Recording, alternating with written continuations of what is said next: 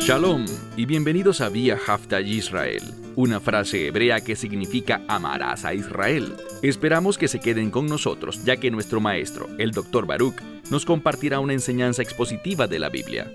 El Dr. Baruch es profesor titular del Instituto Zera Abraham, con sede en Israel.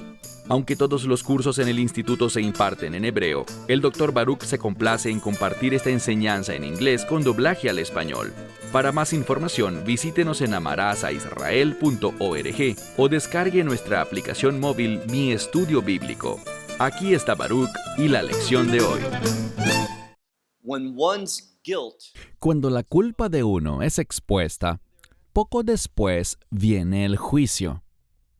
Y es sabio que nos apresuremos a reconocer nuestro pecado, y no solo a reconocer nuestro pecado, sino que nos apresuremos a buscar la misericordia, el perdón y la gracia de Dios.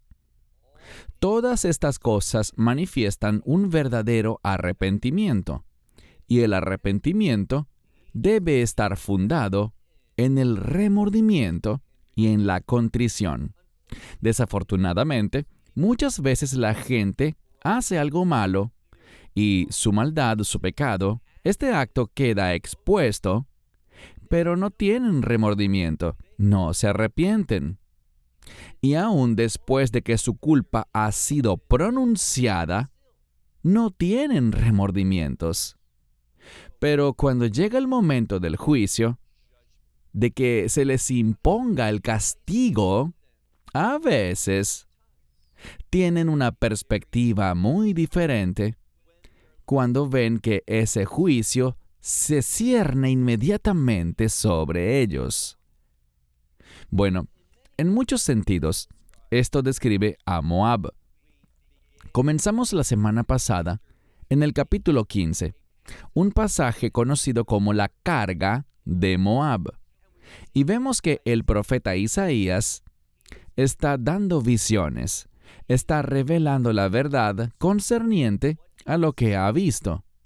Y ha visto el juicio de Dios que será impuesto sobre Moab. En este capítulo 16, el capítulo que vamos a tratar hoy, vemos un par de cosas interesantes. En primer lugar, este juicio que Dios impondrá sobre Moab será tan severo que incluso Isaías, cuando Dios se lo revela, incluso Isaías se conmueve por eso. Isaías se aflige por dentro.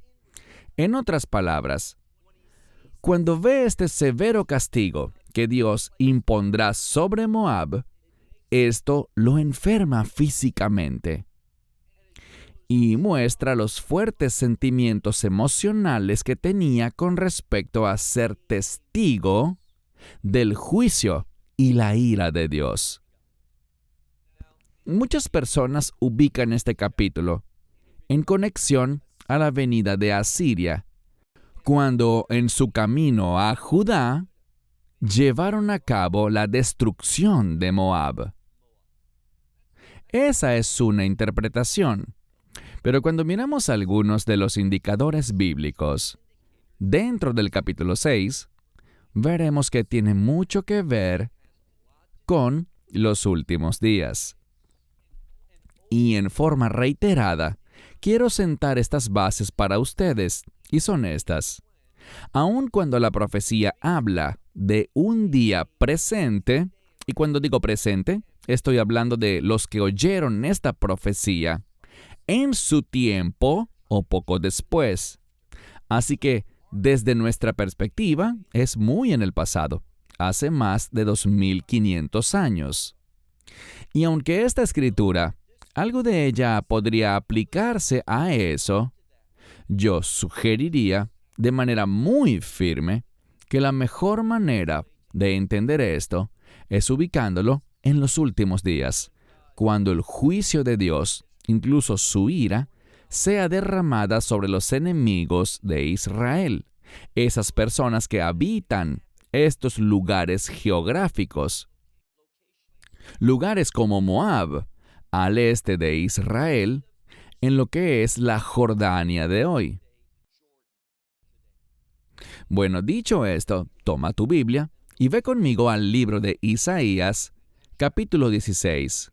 Nuevamente, esta carga, estas duras palabras para Moab continúan. Capítulo 16, versículo 1. Dice, envía, y la palabra aquí es el término jar. Esta palabra tiene que ver con ovejas, tal vez una oveja engordada o preparada que está lista para ser sacrificada. Según otros comentaristas, encontrarán que no solo habla de una, sino de un rebaño de ovejas que es ofrecido. Y lo importante aquí es cómo se utiliza el versículo 1 dentro de este capítulo. Es un llamado y si seguimos leyendo, vemos la frase Moshel Eretz. Moshel, en hebreo moderno, se puede usar para hablar de un gobernante o un líder. O se puede usar en hebreo antiguo para alguien como José en Egipto, que fue investido, tenía autoridad. También es un término que se usa, por ejemplo, en Miqueas, capítulo 5, relacionado con el gobierno, la administración del Mesías. Pero aquí está hablando acerca del gobernante de la tierra. ¿De cuál tierra? De la tierra de Moab. Aquí está siendo instruido para guiar a su nación. Y por eso dice, envía. Está en plural, pero el sujeto principal es singular, el líder de Moab. Se le está ordenando, a través del profeta Isaías, a que ofrezca, que envíe tributo. Y fíjense en lo que dice. Si seguimos leyendo todo el verso. Envía ovejas, oh gobernante de la tierra, desde Sela, y Sela era un lugar de Moab. Y hablaremos de muchos lugares geográficos que están relacionados con Moab, sus ciudades principales y sus lugares más conocidos. Dice entonces, desde Sela, a través del desierto. Y luego dice, al monte de la hija de Sión. Aquí, por supuesto, estamos hablando de Jerusalén. Yo les sugeriría que este término Bat Zion es un término profético que habla de Jerusalén, de ese lugar, pero en el tiempo final. En otras palabras, el hecho de que no diga Jerusalén, sino Sión, debería ayudarnos a entender el contexto de los últimos días que tiene este pasaje de las Escrituras. Aquí vemos entonces que Moab era un enemigo de Israel. Hay un pasaje muy famoso que trata de Moab, y me refiero a Deuteronomio, capítulo 23, versículo 4. Esto tiene que ver con que los hijos de Israel querían pasar por Moab. Y Moab debió saber, ya que fueron convencidos por esta verdad, que Dios estaba con los hijos de Israel, que Dios los estaba guiando, que Dios había traído la derrota sobre los enemigos de Israel, ciertamente, en Egipto y en otros lugares, mientras viajaban hacia esa herencia, esa tierra prometida. Hubiera sido tan sabio, hubiera sido apropiado que Moab respondiera en obediencia a la revelación de Dios, viendo que su mano estaba sobre este pueblo y que los estaba guiando a la tierra de Canaán para establecer el reino de Israel. Pero Moab no se sometió a esto, no quiso participar. ¿Y qué hizo? Se opuso a la voluntad de Dios. Y lo que vemos aquí, en este pasaje de las Escrituras, es que se le está ordenando al pueblo, y les mostraré por qué creo que es un contexto de los últimos días en unos minutos. Se les está dando la oportunidad de arrepentirse, volverse y abrazar el reino de Dios. No es el reino de Israel al que Josué llevó al pueblo para que habitaran hace unos 3.500 años. No estamos hablando del establecimiento del antiguo reino de Israel, sino del reino de Dios, que tendrá su establecimiento en la tierra de Israel en los últimos días. Pero desafortunadamente, una vez más, Moab, en su mayor parte, rechazará esto. No se van a someter a esta instrucción de adorar solamente al Dios de Israel y ofrecerle un sacrificio escogido. Miremos ahora el versículo 2. Pero a causa, y la implicación es a causa de que no lo harán, y sabemos que no lo harán. ¿A qué serán semejantes? Miren el verso 2. Y sucederá que como un ave, y esta es simplemente la antigua palabra hebrea of, que significa pájaro. Así que usaré la palabra ave, y la siguiente palabra es la palabra noded, que es un ave que está migrando, moviéndose, pero con confusión. Está vagando en lugar de estar en un camino consciente y fijado. Entonces, debido a que Moab no se somete a la instrucción de Dios, debido a que no reconocen al Dios de Israel, ellos serán como un pájaro confundido, que está tratando de llegar a un lugar, pero no tiene el conocimiento de cómo hacerlo por esta confusión que tiene. Y luego tenemos otro ejemplo. Tenemos la palabra nido, un pájaro que lo hacen salir del nido. Y esto sería como alguien que es rechazado.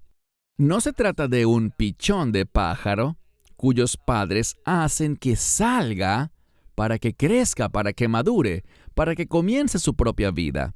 No, estamos hablando de un pájaro que es rechazado por sus padres y expulsado del nido.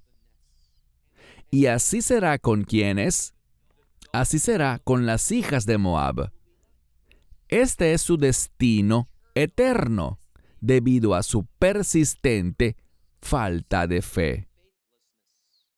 Y luego declara que ella hará esto, ¿dónde? Aquí tenemos la palabra para un cruce, un paso. Los vados de Arnón. Esto tiene que ver con el límite sur de Moab y el río que estaba allí, y lo que llamaríamos los vados que están a su alrededor. Están huyendo, están saliendo de Moab debido a este juicio. Pero la mayoría no se dirige al lugar correcto. No estaban interesados en encontrar seguridad con el Dios de Israel y el pueblo de Israel. No, ellos iban en una dirección diferente. Se dirigían hacia el sur, y la implicación es, quizás, hacia Egipto en vez de a Israel. Pasemos al verso 3. En el verso 3 hay un llamado al pueblo judío para que en estos últimos días sean diferentes, no para devolver mal por mal, sino para recibir al forastero. Ahora, una y otra vez en la Torá, encontramos que se nos dice que no debemos ser arrogantes y orgullosos, sino que debido a que Dios ha sido misericordioso con nosotros, debemos mostrar gracia a los demás. Porque fuimos forasteros, debemos recibir y ser amables con otros forasteros. Porque fuimos exiliados, debemos ser amables con los exiliados.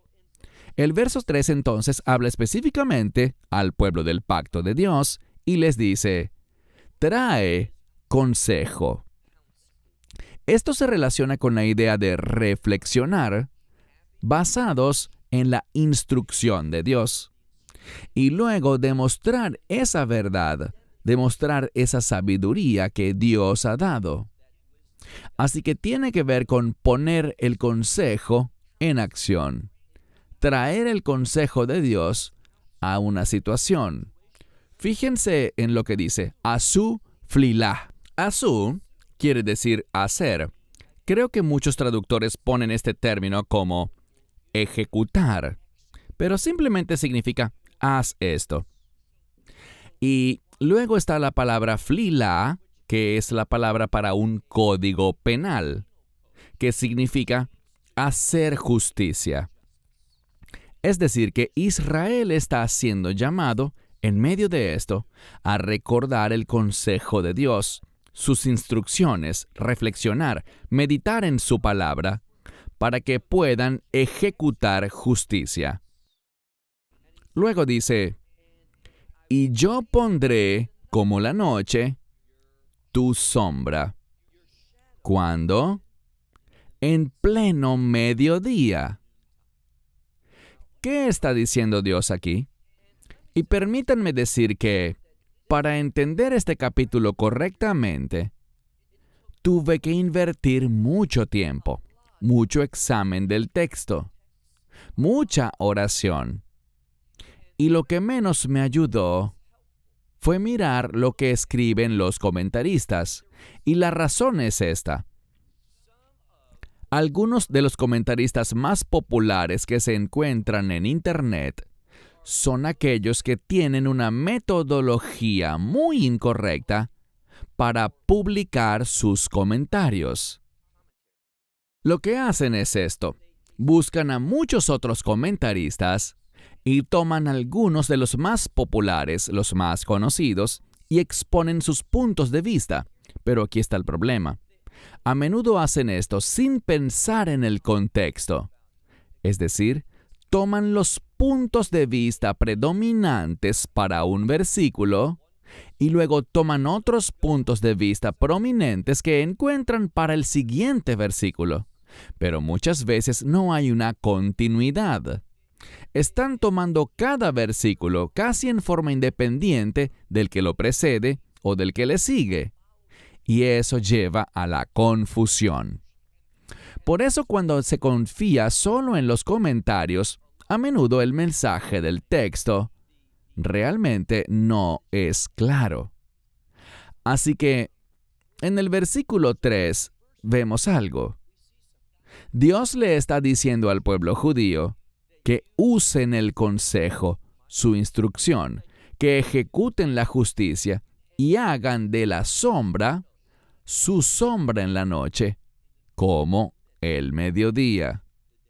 ¿De qué está hablando aquí? Bueno, la sombra esconde, encubre, puede cobijar a alguien. La oscuridad tapa, y por eso muchas veces los delincuentes actúan de noche, porque así no los ven. Y de lo que esto está hablando, si miras el contexto y sigues leyendo, dice Satri Nidahim. Nidahim tiene que ver con los exiliados, y la siguiente palabra significa esconderse. Así que es un escondite. Podríamos pensarlo como un refugio. Lo que Dios le dice al pueblo es esto. Recuerden mis instrucciones para ustedes. Tengan en cuenta al forastero. Sean amables con el extranjero en medio de ustedes. Porque también ustedes fueron forasteros, también fueron desterrados. Así que Él está amonestando a Israel por aquellos que escapan, por aquellos de Moab que vienen a la tierra de Israel para hallar refugio con el pueblo de Dios. Ustedes sean un refugio para ellos. Cúbranlos. Y esto está en gran contraste con lo que vemos durante el cautiverio babilónico y los edomitas, los hijos de Esaú. Si nos fijamos, por ejemplo, en el Salmo 137, que habla del cautiverio babilónico, habla de Edom, y también en el libro de Abdías, y lo que encontrarán es que Edom, cuando los de Judá habían escapado de Babilonia, ¿qué hizo Edom? Los vieron, pero en lugar de darles cobijo y ayudarlos, cayeron sobre ellos, los cortaron, castigaron a esos refugiados, a esos exiliados. Dios le está advirtiendo a Israel que no sea así. Por supuesto que cuando hablo sobre Babilonia y los edomitas y el cautiverio babilónico, eso es algo que ocurrió hace 2500 años.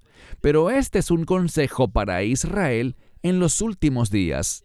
Dice, tú, sé un escondite para ellos, por causa de los Shoded, es decir, el que quiere saquearlos. Y dice, porque Afes significa nada. Y luego dice, el opresor. Y podría significar esto. Si no le das refugio, ese opresor causará que no haya nada. Cero. Afes. Ningún sobreviviente. Y también la destrucción llegará a su fin, lo que significa que esta destrucción terminará con todo. Y luego dice, el que pisotea. Y después habla de esto en plural, dice, ellos llegarán a su fin también. Hay dos palabras diferentes para fin aquí, la palabra kalá y la palabra tam. Dice, el que pisa, que significa pisotear, aplastar, ellos van a traer un final sobre la tierra. Lo que Dios está revelando es que este juicio será rápido y será completo. Y el único lugar, oigan bien, el único lugar a donde los exiliados de Moab pueden huir es hacia Israel. Pero aquí está la clave. Y si nos perdemos esto, entenderemos mal lo que se nos dirá en el futuro, en la segunda parte de este mensaje.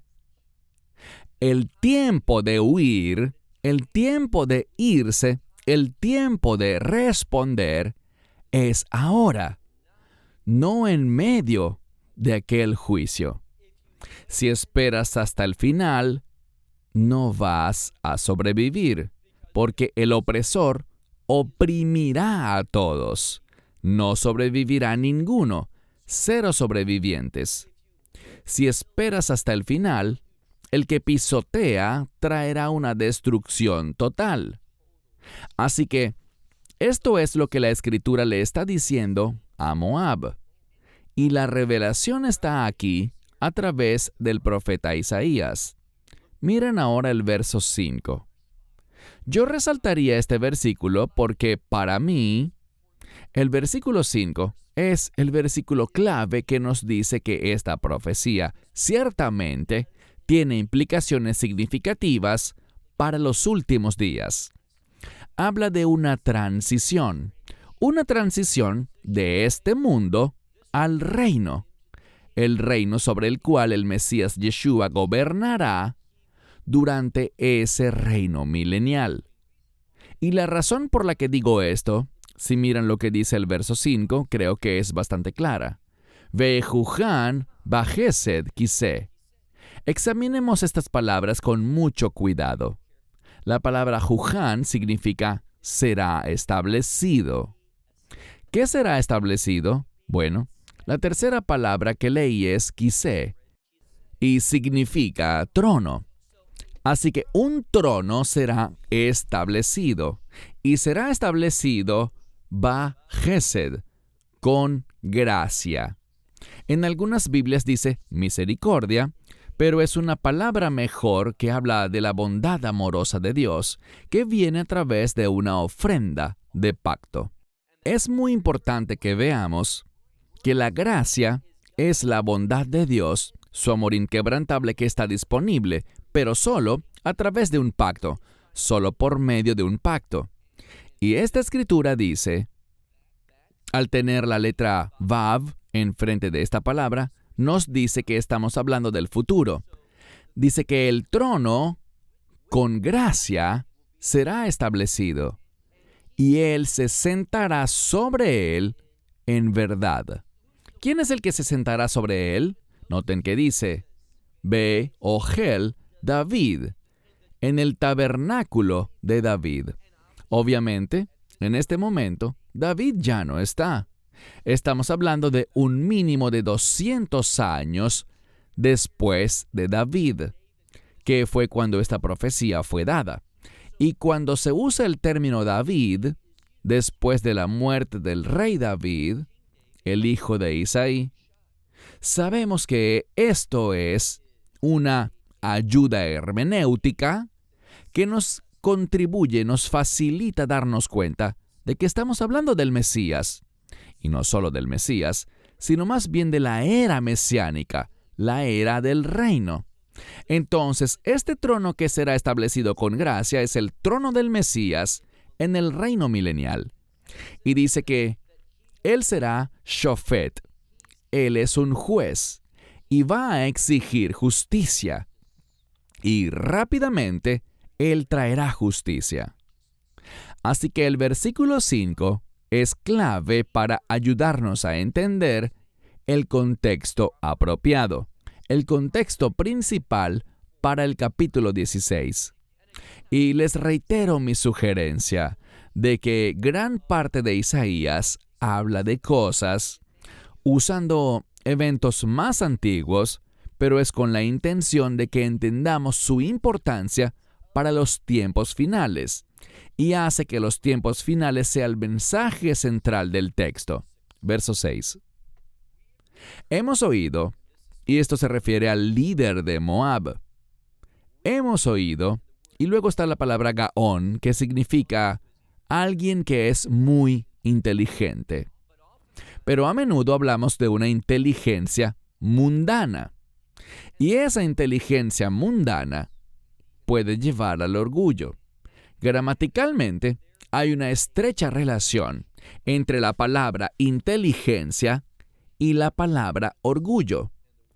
Así que, dice aquí, hemos oído acerca de este inteligente de Moab, de cómo él, Gay Meod, que significa gran orgullo. Y no solo gran orgullo, sino que dice orgullo e inteligencia. Pero fíjense en esto. Y su ira. Ahora, lo que esta escritura está diciendo es que debido a su orgullo, a su inteligencia, que no se utiliza en la verdad de Dios, sino en los caminos del mundo, que Él se convertirá en un recipiente de la ira de Dios. Y dice, no así, queriendo decir que no será así. ¿Qué cosa? Su mentira. El rey de Moab tiene inteligencia. ¿Y qué hace? Usa su inteligencia para un propósito egoísta, con soberbia. Y además, miente. Él cree que puede engañar a los demás, y puede engañar a muchos, pero no engañará a Dios. Y es por esta razón que el juicio de Dios vendrá ciertamente sobre su nación. Y por eso, la profecía de Isaías dice, salgan, no se queden en Moab, no se queden conectados con los ciudadanos o con el pueblo de Moab. Sean como Ruth. Ruth dijo, tu pueblo es mi pueblo. Tu Dios es mi Dios. Y Dios la honró a ella, a esta mujer moabita. Veremos que la intención de Dios es recibir a todos los de Moab en los últimos días. Ahora es el momento, no en medio de este juicio, sino que ahora es el momento de huir, de salir y abrazar al Dios de Israel. Verso 7. Por tanto, debido a este juicio que viene, dice, por tanto, Moab aullará. Y esto es como un lamento. Esta es una expresión de dolor. Por tanto, Moab aullará por Moab. Lo que significa que cuando Moab vea a su prójimo, cuando vea lo que se le está haciendo a su nación, no solo estarán sufriendo en sí mismos, sino que también estarán sufriendo y afligidos, lamentando lo que le ha sucedido a su pueblo y a su nación. Dice, toda ella aullará hasta los cimientos mismos de Kir Jareset. La mayoría de los eruditos creen que Kir Jareset era la capital de Moab, y muchos les dirán que es o fue una ciudad gloriosa. Todo el esplendor y la gloria que Moab pudo reunir fue puesto en esta ciudad. Y cuando miran, por ejemplo, en 2 de Reyes, capítulo 3, versículo 25 específicamente, pero si miran ese capítulo, un rey de Israel llamado Joram, él lleva destrucción y juicio sobre Moab, pero no destruyó las piedras de esta ciudad. Los cimientos de esta ciudad, fíjense en lo que dice aquí, los cimientos de esta ciudad, en aquellos días, bajo el rey Jorán, no fueron derribados. Sus piedras permanecieron en su lugar, a pesar de que la gente fue eliminada. Pero este no será el caso en esta profecía. En esta profecía dice que todo va a ¿qué? Dice que no será como antes que se salvaron, esta vez incluso hasta los cimientos de Kir Jareset, y ellos se lamentarán. Tendrán un gran dolor. Es una aniquilación total. Y dice, ciertamente, y él está hablando de este lugar, de la capital de Moab, dice, ciertamente, ellos, es decir, todos los habitantes, todos los residentes, ciertamente serán, y la palabra aquí es el término Nekaim, y esta palabra es un sinónimo de la palabra lishbor, romper, pero en este caso está en pasivo, por lo que dice ellos serán quebrantados. Y habla simplemente de esta aniquilación completa y total. Miremos ahora el versículo 8. Y hablando de juicio, no solo la capital, Kir Jareset, es mencionada y destruida, sino también otras de sus gloriosas ciudades. Estoy hablando de una gloria terrenal. Veamos el verso 8. Porque los campos de Heshbón serán miserables, y la vid de Sibma, es decir, Sibma, también será para los amos de las naciones. Ellos golpearán y golpearán las vides selectas y cabalgarán incluso a Yazer. Entonces, estos lugares principales de Moab están recibiendo juicio. Y el juicio es sobre todos, incluso los mejores lugares. Esto es un juego de palabras, es un sinónimo.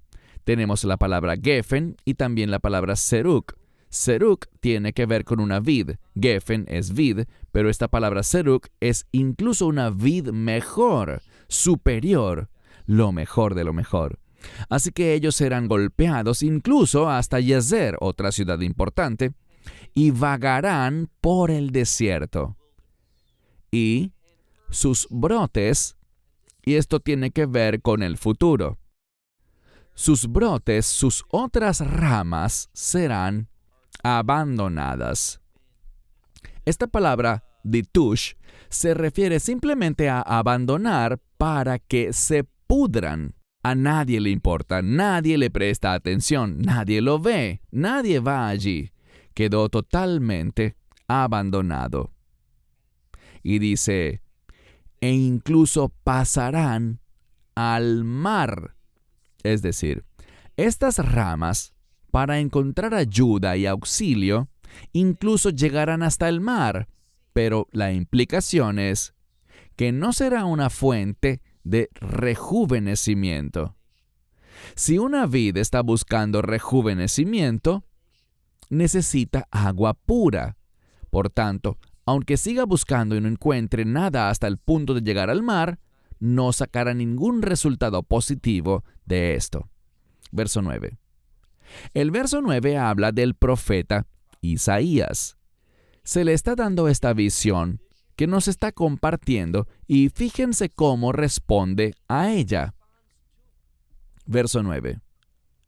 Por tanto, yo lloraré con el llanto de Yazer y la vid de Sibma, y empaparé con mis lágrimas a Heshbón y El-Ale. Todos estos lugares, Heshbón, Yazer, también El-Ale, todas son ciudades principales que Isaías está viendo destruidas por el juicio de Dios. Y es tan fuerte y completa la destrucción, es absoluta, y él ve el sufrimiento de los individuos y se aflige. Está llorando amargamente por esto. Porque concerniente a, y noten la siguiente palabra, es Kaetz. Kaetz significa verano, pero esto tiene un pronombre posesivo en segunda persona. Tu verano. Y no es literalmente tu verano, sino que habla del fruto del verano. Si son buenos estudiantes de la profecía, se han encontrado con esto antes, por ejemplo, en Amós.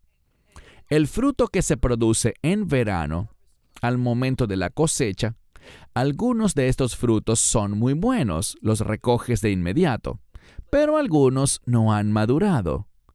Así que esperas, no lo destruyes de inmediato ni lo ignoras, tienes esperanza. Hay una expectativa esperanzada, el deseo, de que más adelante en el verano, este fruto madure y sea útil, que sea cosechable. Esa es la esperanza. Pero lo que Dios dice aquí es que a pesar de que esperó hasta el final, al final de la cosecha, que sabemos, bueno, dice aquí que a pesar de haber esperado hasta el final de la cosecha, y está la palabra Heidad. Heidad se utiliza en hebreo actual. Si me preguntan cómo se traduciría esta palabra Heidad, diría ¡hurra! O también ¡bravo! Y tiene que ver con la alegría de la cosecha, que si esperas y persistes con expectativa, cuando ese fruto madure de hecho, llegue al final de la cosecha y sea abundante, nada se desperdiciará y te vas a alegrar, vas a celebrar. Pero lo que dice aquí para Moab es que ese hurra se va a caer. Esa esperanza se va a evaporar. No saldrá nada bueno de retrasar este juicio. Pasemos ahora al versículo 10. Y el gozo será retirado y la alegría de Carmel. Carmel es algo selecto, la mejor parcela de la tierra. Y tampoco en las viñas habrá un grito, y este es un grito de alegría, ni habrá cantos entre las bodegas. Cuando la gente ve el vino y la bodega llena de vino, hay regocijo. Él está diciendo que no habrá nada de esto, porque el que pisa, y esto habla de el lagar, el que pisa y hace el vino, el que pisa las uvas, ya no estará. Y una vez más dice esa misma palabra, Heidad.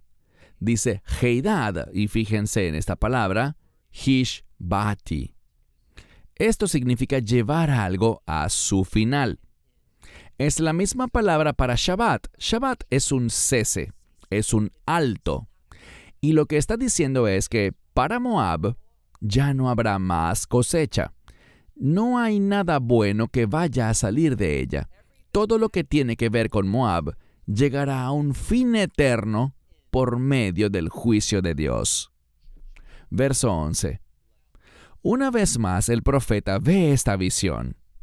Oye estas palabras y se entristece. ¿Por qué? La respuesta es obvia. Y es que Israel se supone que debía ser una bendición. Y el hecho de que estas naciones vayan a ser destruidas es debido a que Israel no fue obediente. Israel no tuvo el efecto de ser luz a las naciones. Y por lo tanto, el profeta está afligido. Él dice, por eso y esto tiene que ver con sus intestinos y con toda esa parte interna del estómago. La palabra intestino o entrañas se usa poéticamente. Tiene que ver con ese sentimiento en la boca de tu estómago cuando estás afligido por algo, o esa misericordia y compasión que surgen. Así que él tiene compasión por este pueblo, pero es demasiado tarde. Dice, por tanto, mis entrañas son para Moab, como vibra un violín. Habla de que se está tocando una canción triste. Y mi interior es por Kir Hareset. Está diciendo lo triste que está afligido. Ahora, él no está en desacuerdo con Dios. Él reconoce que Dios, y esto lo vimos, Dios exige justicia y rectitud, y eso conduce a su ira consumidora. Pero la destrucción, la pérdida de almas, eso es algo triste. Y esto es lo que Isaías está manifestando. Versículo 12. Y acontecerá, se mostrará, se verá, que Moab está fatigado, o quedarán fatigados, lo que significa que no encontraron ninguna fuerza, ningún poder ni capacidad para responder de manera diferente, para que este juicio no los consumiera. ¿Y por qué no encontraron ningún poder? ¿Por qué estaban cansados y débiles? Porque fueron ¿a dónde? Fueron al lugar alto. Eso habla de idolatría. No se apartaron de eso. Si son buenos estudiantes del Apocalipsis, cuando Dios está derramando sus juicios sobre las naciones, dice que ellas no se arrepentían, y una de las cosas de las que no se arrepentían es de su idolatría. Y esto es lo que estamos viendo aquí. Más bien, vinieron a su santuario a orar, pero no pudieron. Hay gente que interpreta esta última parte de manera diferente, pero lo que veo aquí es que ellos están queriendo venir a su santuario. Tal vez este sea el santuario de Jerusalén, su santuario, el santuario de Dios, pero es demasiado tarde. Ya no queda tiempo. El tiempo fue en el verso 1. Recuerden el verso 1 donde él dice, «Oiga, señor gobernante, usted que piensa que es sabio e inteligente, ahora es el tiempo de adorar al Dios de Israel, de enviarle una ofrenda escogida y guiar a su nación a hacerlo». Lo que encontramos aquí no es un verdadero arrepentimiento. Lo que encontramos aquí simplemente, como la ilustración que di antes, es alguien que es desafiante en su rebeldía, en su falta de voluntad para sentir remordimiento, alguien que no muestra arrepentimiento alguno. Pero cuando van a la silla eléctrica, cuando van a la horca para ser colgados, cuando ven ese lugar final allí al frente, donde experimentarán el resultado de su injusticia, entonces comienzan a llorar. Dicen lo mucho que lo sienten, piden perdón. No era mi intención. Bueno, demasiado tarde. Esto es lo que Dios les está diciendo. No podrán, no van a prevalecer en este intento de volverse hacia Él en el último minuto, en medio de la ira de Dios. Verso 13. Esta es la palabra que el Señor ha dicho a Moab, Meaz, y Meaz significa desde entonces. La implicación es que esta no es una revelación nueva. Y como dije antes, el contexto, en mi opinión, es los últimos días. Y él está diciendo que Dios ha ofrecido arrepentimiento. Él ha ofrecido una invitación a unirse a su pueblo. Y estoy muy consciente de lo que dice Deuteronomio capítulo 23, verso 4, que un moabita no entrará en la congregación de Israel. Bueno, hay un par de interpretaciones a eso. La interpretación estándar que da el judaísmo es un moabita en masculino, y por eso Ruth fue recibida. Pero yo lo veo de otra manera. Veo que se refiere a la identidad de un moabita. Si te aferras a esta identidad malvada, a esta cultura, si quieres seguir siendo moabita, estás perdido, al igual que Orfa, que era la cuñada de Ruth.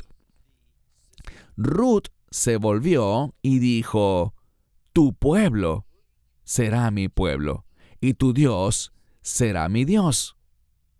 Ella dejó de verse en su propia mente como una moabita. Ella se fue. Eso fue un final, una terminación de su identidad como moabita en su interior. Y ella se identificó con el pueblo de Israel. Y la razón por la que ella siempre es llamada moabita en el libro de Ruth es para darnos un estímulo, porque Ruth, la moabita, se unió y ella fue recibida. Pero estas personas no están actuando así. Sigamos leyendo el verso 13. Esta es la palabra que el Señor habló a Moab desde entonces, por un largo periodo de tiempo. Pero ahora, último versículo, verso 14. Pero ahora el Señor ha hablado diciendo: en 3 años, fíjense, el número 3 es para manifestar algo. En 3 años, como los años de un asalariado, un sahir. Esto es importante porque lo que está diciendo aquí es esto. Deben recordar que la cultura puede jugar un papel importante. A menudo, un individuo se alquilaba a sí mismo a alguien por 3 años. Y al final de esos 3 años, quedaba libre, pero salía con las manos vacías. Un asalariado simplemente se sustentaba, se mantenía, pero no recibía ganancias. Y lo que está diciendo aquí es esto, que no habrá ganancias cuando se revele este juicio.